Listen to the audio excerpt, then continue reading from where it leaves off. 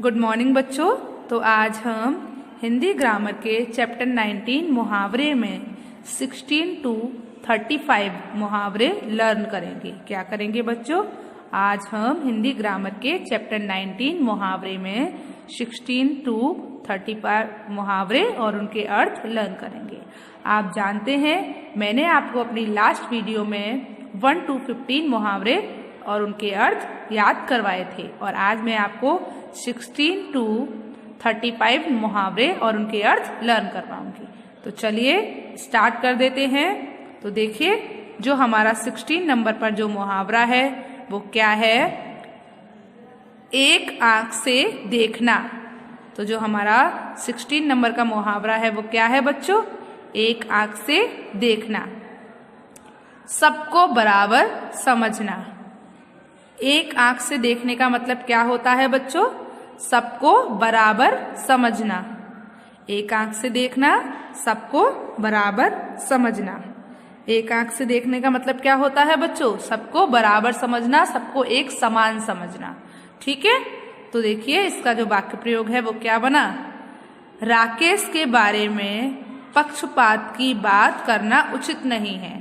राकेश के बारे में पक्षपात की बात करना उचित नहीं है क्योंकि वह सबको एक आंख से देखता है। वह सबको एक बराबर समझता है। वह सबको एक आंख से देखता है। तो आपको समझ आया? एक आंख से देखने का मतलब सबको बराबर समझना, पक्षपात न करना। ओके, तो एक आंख से देखना, सबको बराबर समझना। चलिए अब हमारा जो अगला मुहावरा है वो क्या है? कमर कसना। कमर कसना मतलब हिम्मत के साथ तैयार होना। कमर कसने का मतलब क्या होता है बच्चों? हिम्मत के साथ तैयार होना। मतलब किसी भी कठिन परिस्थिति में अपनी कमर को कस लेना, हमेशा हिम्मत के साथ तैयार रहना, उसे हम क्या बोलते हैं? कमर कसना। कमर कसना मतलब हिम्मत के साथ तैयार रहना। हर मुसीबत के सामना करने के लिए हमेशा तैयार रहना, उसे हम बोलते हैं कमर कसना। ठीक है, जैसे कि हमारे शहर में बाढ़ आने वाली है तो सभी लोग कमर कस के तैयार हैं। तो कमर कसना, हिम्मत के साथ तैयार होना। कमर कसना, हिम्मत के साथ तैयार होना। अब इसका वाक्य प्रयोग देखिए। अब परीक्षाएं निकट आ चुकी हैं। अब परीक्षाएं निकट आ चुकी हैं, अतः कठोर परिश्रम के लिए कमर कस लो। अब इसीलिए कठिन परिश्रम के लिए, कड़ी मेहनत करने के लिए अपनी कमर कस लो। तो बच्चों देखिए आप लोग भी पढ़ाई करना स्टार्ट कर दीजिए। अभी तक आप लोग बहुत कम लर्निंग कर रहे हैं। ठीक है, तो अभी आप लोग लर्निंग करना स्टार्ट कर दीजिए क्योंकि आपके भी कभी भी पेपर आ सकते हैं। ओके, आपके फरवरी या फिर मार्च में पेपर आ जाएंगे तो आपको उसके लिए लर्निंग करनी है ना, तो इसीलिए आप सभी अपनी अपनी कमर कस लो। ठीक है, तो कमर कसना, हिम्मत के साथ तैयार होना। वाक्य प्रयोग क्या बना इसका? अब परीक्षाएं निकट आ चुकी हैं, अतः कठोर परिश्रम के लिए कमर कस लो। चलिए अब हम अपना अगला मुहावरा देखते हैं। तो बच्चों जो 18 नंबर का मुहावरा है वो क्या है? कलई खुलना। कलई खुलना मतलब वास्तविकता पता चलना। कलई खुलना मतलब वास्तविकता पता चलना। जैसे आपने देखा होगा कि जब हमारे घर पर पेंट हो जाता है और वो पेंट कहीं से छूटने लगता है तो जो हमारे घर पे पहले जो पेंट हुआ था वो दिखाई देने लगता है, तो उसी को बोलते हैं कलई खुलना। कलई खुलना मतलब वास्तविकता पता चलना। कलई खुलना मतलब वास्तविकता पता चलना कि चाहे व्यक्ति बाहर से कितना भी आडंबर बना ले, कितना भी बहुत ज्यादा ऐसा लगे कि बहुत प्यार से बोलता है, लेकिन उसकी सच्चाई जो होती है वो सामने आ ही जाती है कभी ना कभी। तो कलई खुलना, वास्तविकता पता चलना। कलई खुलना, वास्तविकता पता चलना। उसका वाक्य प्रयोग क्या है? कोई व्यक्ति चाहे कितना भी आडंबर कर ले किंतु एक दिन उसकी कलई अवश्य खुलती है। कोई व्यक्ति चाहे तो कितना भी आडंबर कर ले लेकिन एक दिन तो उसकी कलई अवश्य खुलती है। तो आपको समझ आया? कलई खुलना, वास्तविकता का पता चलना। कलई खुलना, वास्तविकता का पता चलना। कलई खुलने का मतलब क्या हुआ? वास्तविकता का पता चलना। चलिए अब हम अपना अगला मुहावरा देखते हैं। तो अगला मुहावरा क्या है बच्चों? कलेजा ठंडा होना, कलेजा ठंडा होना, शांति मिलना।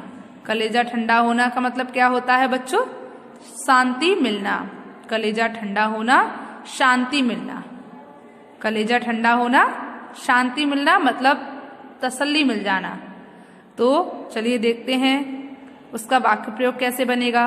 तुम्हारी दिनों दिन उन्नति को देखकर मेरा कलेजा ठंडा हो गया, मतलब तुम्हारी इतनी सफलता को देखकर मेरे को शांति मिल रही है, मेरा कलेजा ठंडा हो रहा है। ठीक है, तो क्या बना? कलेजा ठंडा होना, शांति मिलना। कलेजा ठंडा होना, शांति मिलना। तो कलेजा ठंडा होना, शांति मिलना। आप इस पर अपना भी एक वाक्य बना सकते हो, जैसे उन्नति की तरक्की देख मेरा कलेजा ठंडा हो गया, या सीता की तरक्की देख मेरा कलेजा ठंडा हो गया। चलो अगला देखते हैं। तो अगला जो हमारा मुहावरा है वो है कुत्ते की मौत मरना। अगला मुहावरा जो हमारा है वो क्या है बच्चों? कुत्ते की मौत मरना, मतलब बुरी मौत होना। कुत्ते की मौत मरना मतलब क्या होता है बच्चों? बुरी मौत होना। कुत्ते की मौत मरना, बुरी मौत होना। जैसे वाक्य प्रयोग देखते हैं। वह जीवन भर दूसरों को कष्ट और पीड़ा पहुंचाता रहा। उसने अपने पूरे जीवन दूसरों को कष्ट दिया, दूसरों को दर्द पहुंचाता रहा। अतः अंत में अपने आप भी कुत्ते की मौत मरा। अंत में अपने आप ही कुत्ते की मौत मरा, मतलब बहुत कष्ट से मतलब मरा, बहुत बुरी तरीके से मरा। तो जो लोग दूसरों को कष्ट देते हैं, पीड़ा देते हैं, उनका भी अंत वैसा ही होता है ना। तो कुत्ते की मौत मरना मतलब बहुत बुरी मौत मरना।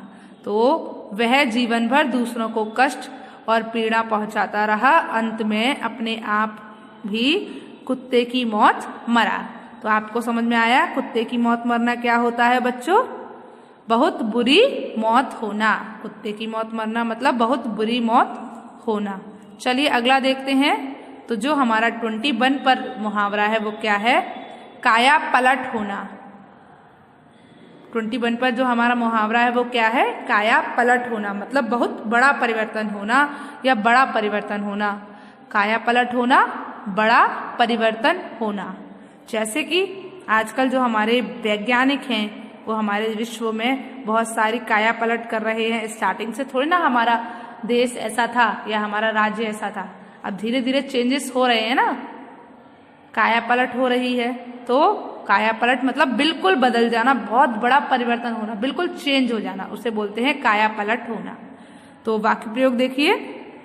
वैज्ञानिक उपलब्धियों के कारण आजकल समस्त विश्व का काया पलट हो गया है। वैज्ञानिक उपलब्धियों के कारण आजकल समस्त विश्व का काया पलट हो गया है। तो काया पलट होना, बहुत बड़ा परिवर्तन होना, मतलब वैज्ञानिक उपलब्धियों के कारण जो हमारा विश्व है उसमें बहुत बड़ा परिवर्तन हो गया है ना। तो काया पलट होना, बहुत बड़ा परिवर्तन होना। काया पलट होना, बहुत बड़ा परिवर्तन होना। चलिए अगला देखिए। कलेजे पर सांप लौटना। कलेजे पर सांप लौटना मतलब ईर्ष्या से कुढ़ना। जैसे कभी कभी होता है, हम किसी को देखकर बहुत जलते हैं, ईर्ष्या करते हैं उसे बोलते हैं कलेजे पर सांप लौटना, ईर्ष्या से कुढ़ना। कलेजे पर सांप लौटना मतलब क्या होता है बच्चों? ईर्ष्या से कुढ़ना। जैसे कि अगर मेरे पड़ोसी बहुत सफलता प्राप्त कर रहे हैं और मैं उनको देखकर क्या कर रही हूँ? मेरे कलेजे पर उनको देखकर सांप लौट रहे हैं, तो मैं क्या कर रही हूँ? मुझे क्या हो रहा है? मैं उनसे कुढ़ रही हूँ, मैं उनसे ईर्ष्या कर रही हूँ। तो कलेजे पर सांप लौटना, ईर्ष्या से कुढ़ना। कलेजे पर सांप लौटना, ईर्ष्या से कुढ़ना। वाक्य प्रयोग देखिए। अपने पड़ोसी की उन्नति देखकर, अपने पड़ोसी की सफलता देखकर या उन्नति देखकर राजकुमार के कलेजे पर सांप लौटने लगा है। मतलब उसके पड़ोसी सफल हो रहे थे, ये देखकर राजकुमार के कलेजे पर क्या होने लगा? सांप लौटने लगा। तो अपने पड़ोसी की उन्नति देखकर रामकुमार के कलेजे पर सांप लौटने लगा है। तो सांप लौटने लगा मतलब ईर्ष्या से कुढ़ना।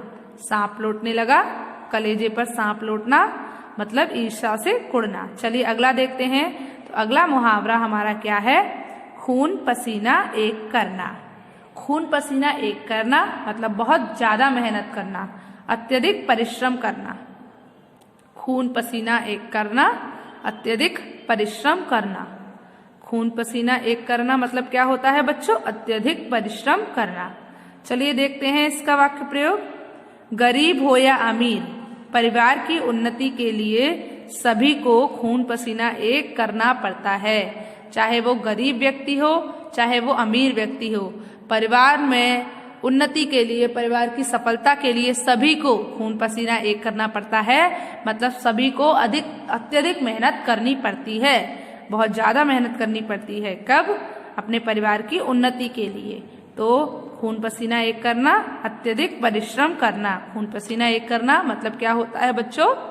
अत्यधिक परिश्रम करना। इसका वाक्य प्रयोग क्या बनाया आपने? गरीब हो या अमीर, परिवार की उन्नति के लिए सभी को खून पसीना एक करना पड़ता है। तो खून पसीना एक करने का मतलब अत्यधिक मेहनत करना। चलिए अगला देखिए। अगला है खून का घूंट पीना। खून का घूंट पीना मतलब क्रोध को बलपूर्वक दबाना। मतलब हमें बहुत तेज गुस्सा आ रहा है पर उसको अंदर ही अंदर दबा के रखना, उसको बोलते हैं खून का घूंट पीना। मतलब हमें बहुत तेज गुस्सा आ रही थी पर हमने उससे कुछ भी नहीं कहा, कुछ भी नहीं कहा, चुपचाप खून का घूंट पीकर अपने जो गुस्से को दबा लिया, तो उसे बोलते हैं क्रोध को बलपूर्वक दबाना। मतलब खून के घूंट पीना, क्रोध को बलपूर्वक दबाना। जैसे कि राहुल की बातें सुनकर मुझे इतना गुस्सा आया कि मैं खून के घूंट पीकर रह गई। मतलब मुझे बहुत ज्यादा गुस्सा आया पर मैं शांत रह गई, क्रोध को मैंने बलपूर्वक दबा लिया। तो खून के घूंट पीना, क्रोध को बलपूर्वक दबाना। देखिए वाक्य प्रयोग देखते हैं इसका।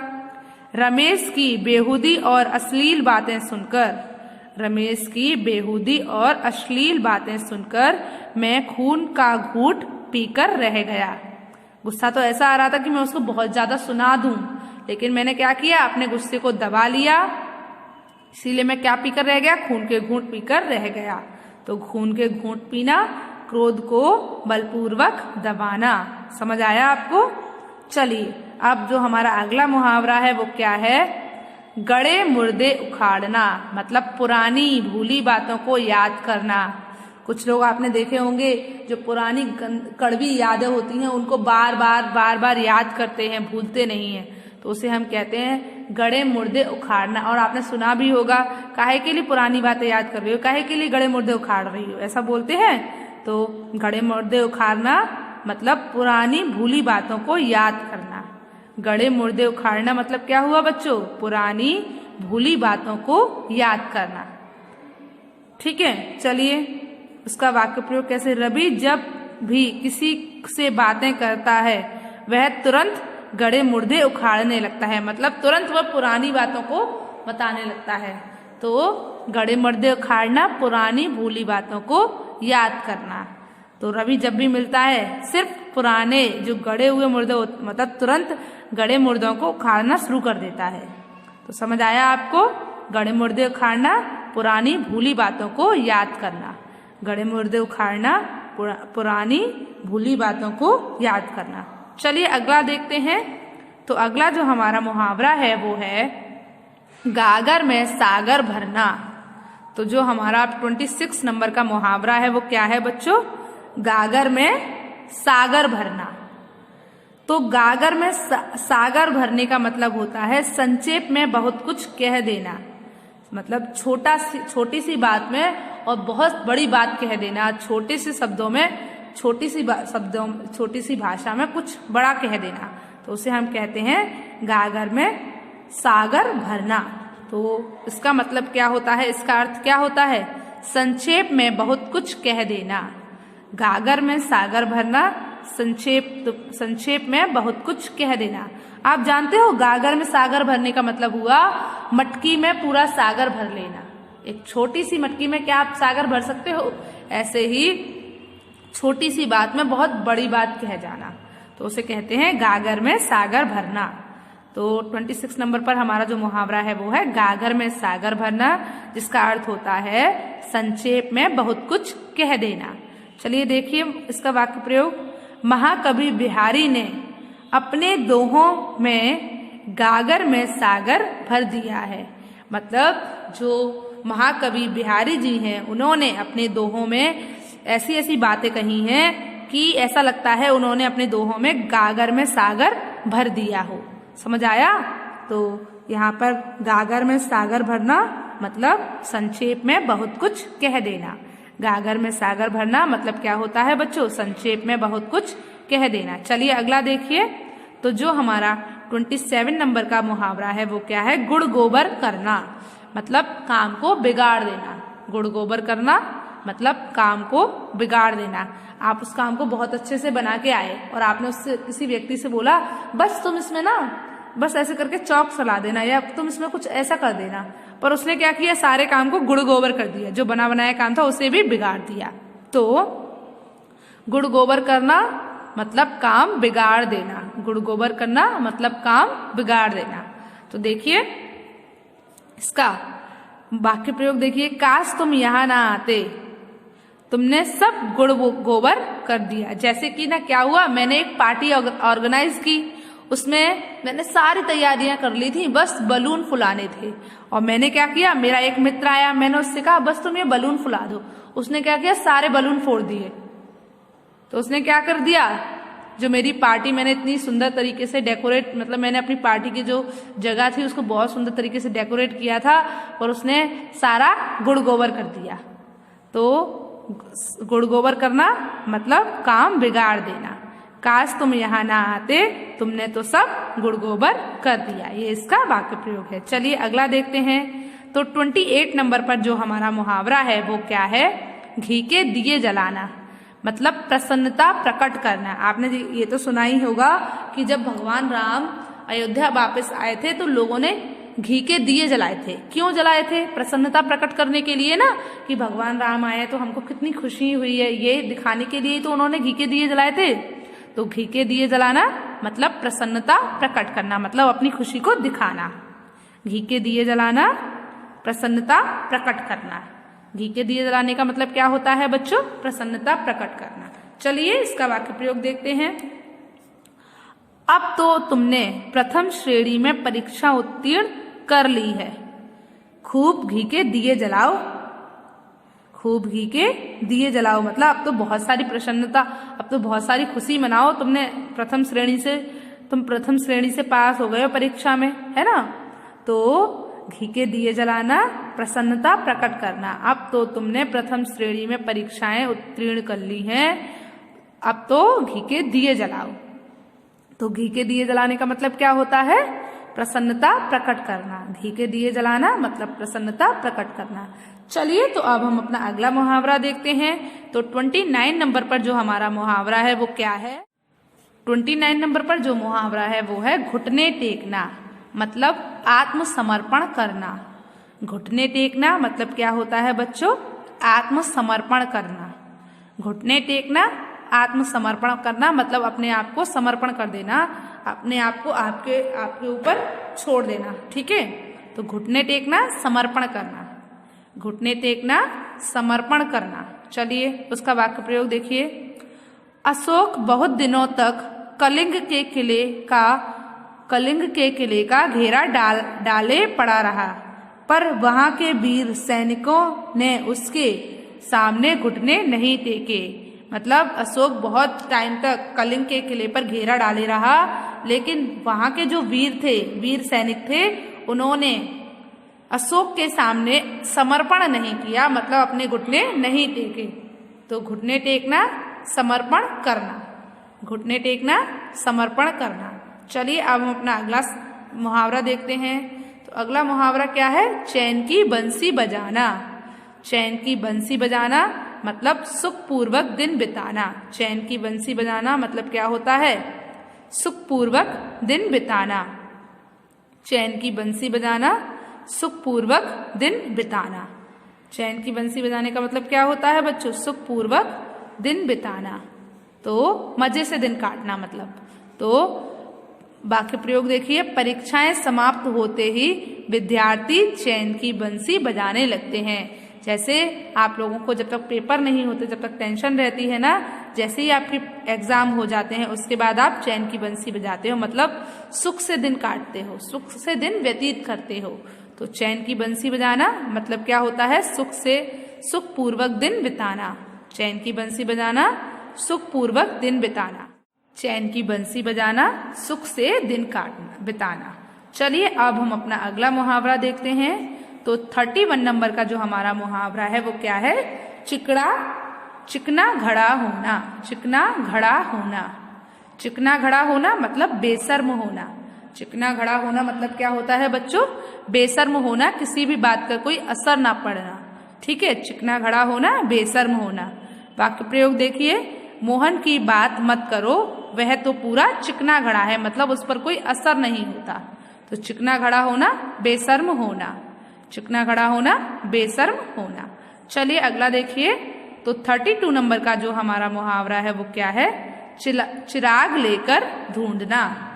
चिराग लेकर ढूंढना मतलब अत्यधिक ध्यानपूर्वक खोजना। अत्यधिक ध्यानपूर्वक किसी भी चीज की खोज करना मतलब चिराग लेकर ढूंढना। तो चिराग लेकर ढूंढना, अत्यधिक ध्यानपूर्वक खोज करना। तो इसका जो वाक्य प्रयोग है वो क्या है? यदि तुम चिराग लेकर भी ढूंढोगे तब भी हरीश जैसा लड़का नहीं मिलेगा। अगर तुम चिराग लेकर भी ढूंढोगे, मतलब चिराग का मतलब होता है उजाले में भी ढूंढोगे, चिराग लेकर भी देखोगे तो भी तुमको हरीश जैसा लड़का नहीं दिखेगा। तो चिराग लेकर ढूंढना, अत्यधिक ध्यानपूर्वक खोज करना। चलिए उसके बाद जो हमारा 33 नंबर का मुहावरा है वो क्या है बच्चों? चार चांद लगाना। 33 नंबर पर जो हमारा मुहावरा है वो क्या है? चार चांद लगाना मतलब यश में वृद्धि करना। चार चांद लगाना मतलब क्या होता है? यश में वृद्धि करना। चार चांद लगाना, यश में वृद्धि करना। चार चांद लगाने का मतलब क्या हुआ बच्चों? यश में वृद्धि करना। ओके, चलिए उसका मुहावरा देखते हैं। अभिषेक ने अपने सुकर्मों से, अभिषेक ने अपने अच्छे कर्मों से अपने परिवार की कीर्ति में चार चांद लगा दिए हैं। मतलब सुकर्मों का मतलब होता है अच्छे कर्मों से। तो अभिषेक ने अपने अच्छे कर्मों से परिवार की कीर्ति में चार चांद लगा दिए हैं। अभिषेक ने अपने सुकर्मों से परिवार की कीर्ति में चार चांद लगा दिए हैं। चलिए अब हम अपना अगला मुहावरा देखते हैं। तो अगला मुहावरा क्या है हमारा? छक्के छूट जाना। क्या है? छक्के छूट जाना मतलब क्या होता है बताइए आप मुझे? साहस छूट जाना। छक्के छूट जाना मतलब साहस छूट जाना। छक्के छूट जाना, साहस छूट जाना मतलब भारतीय सैनिकों के समक्ष शत्रु सैनिकों के छक्के छूट गए। मतलब भारतीय सेना के सामने जो हमारी दुश्मन सेना थी उसके छक्के छूट गए। तो छक्के छूट जाना, साहस छूट जाना। चलिए जो हमारा 35 नंबर का मुहावरा है वो क्या है? छाती पर मूंग दलना मतलब सामने रहकर कष्ट पहुंचाना। छाती पर मूंग दलना मतलब सामने रहकर कष्ट पहुंचाना। मतलब आप किसी के सामने रहकर उसको कष्ट दे रहे हो तो उसे क्या बोलते हैं? छाती पर मूंग दलना। जैसे उसका वाक्य प्रयोग देखिए, मैं चाहे कितना भी टालने का प्रयत्न करूं वह मेरी छाती पर मूंग दलने के लिए बाज नहीं आता है। वह मेरी छाती पर मूंग दलने से बाज नहीं आता है। छाती पर मूंग दलना, सामने रहकर कष्ट पहुंचाना। छाती पर मूंग दलने का मतलब क्या होता है बच्चों? सामने रहकर कष्ट पहुंचाना। तो बच्चों आज मैंने आपको 16 to 35 मुहावरे और उनके अर्थ लर्न करवाए हैं। आज आपको होमवर्क में क्या करना है? आज आपको होमवर्क में 16 to 35 मुहावरे लिखने हैं और उनके अर्थ लिखने हैं और उन्हें याद करना है। आज आपको होमवर्क में क्या करना है? आज आपको होमवर्क में 16 to 25 मुहावरे और उनके अर्थ अपनी हिंदी ग्रामर की फेयर नोटबुक में लिखना है। ओके, तो आज के लिए बस इतना ही। चलिए, गुड बाय।